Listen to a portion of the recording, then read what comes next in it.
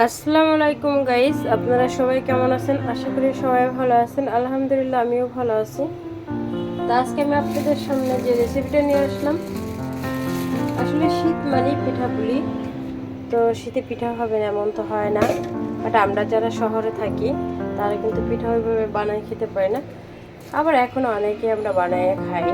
যাই হোক, তো একবার ইজি ওয়েতে চাইলে আমরা এরকম একটা সই পিঠা বানিয়ে খেতে পারি। আমাদের অঞ্চলে এটাকে সই পিঠা বলা হয়, অন্যান্য অঞ্চলে কি বলে বাট আমি জানি না।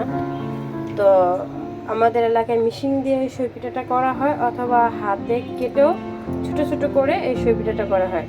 জাস্ট আমি মিশিংও করতেছি না, হাতেও কাটতেছি না, আমি একবারে ইজি ওয়েতে আপনাদের দেখাইতেছি।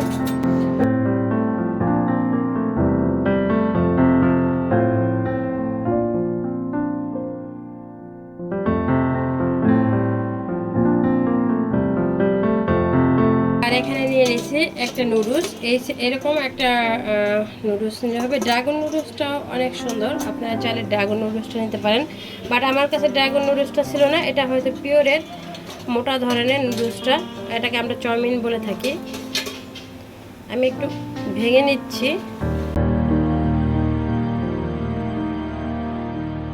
সিদ্ধ করে নেব। তো হয়ে গেল আমার নুডলসটা সিদ্ধ করা। এবার নুডলসটাকে আমি ঢেলে নিব।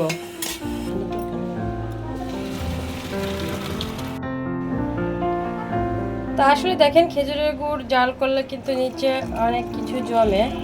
তো আমি এই জন্য আগে খেজুরের গুড়টা জাল করে এক সাইডে রেখে দিয়েছিলাম।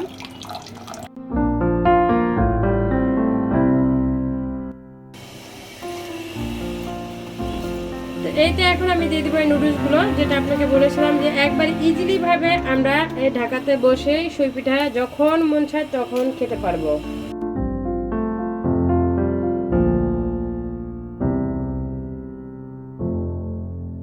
দিয়ে দেবো এখানে নারকেল কোড়ানো,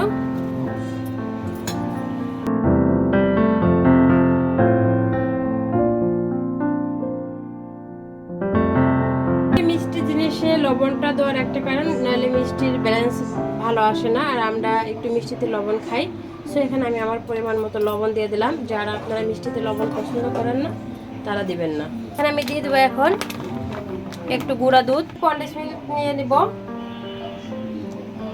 এই দিয়ে দিলাম চালের গুঁড়াটা। এই চালের গুঁড়াটা দিলে আপনার সুন্দর একটা ক্রিম টাইপের হইব, কারণ চালের গুঁড়াটা না দিলে এটা ভালো লাগবে না, বেশি পাতলা পাতলা ঝোল ঝোল থাকবো।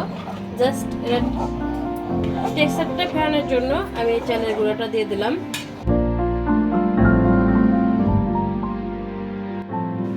তো আমি যে দুধটা জাল করে রাখছিলাম, এখন আমি এই দুধটার মাঝে দিয়ে দেবো টক দই।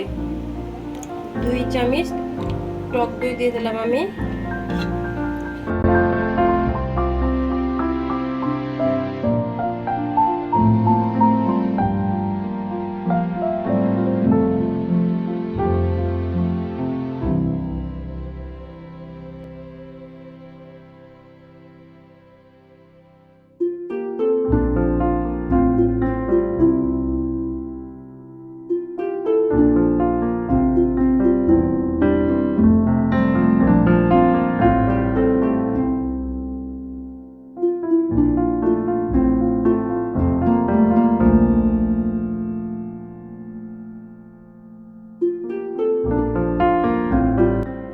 পিঠাটা কতটা সুন্দর হয়েছে জাস্ট দেখেন। এক কথায় বলতে গেলে এটা অসাধারণ হয়েছে। যেটা এটা দেখলে আপনারা বুঝতে পারবেন কতটা ইয়ামি হয়েছে। আসলে এই পিঠাটা যতটা দেখতে সুন্দর ততটা খেতেও মজা। আপনারা চাইলে একবার বাসায় এইভাবে নুডলস দিয়ে বানায় এই পিঠাটা খেয়ে আমাকে রিভিউ দিয়ে যাবেন।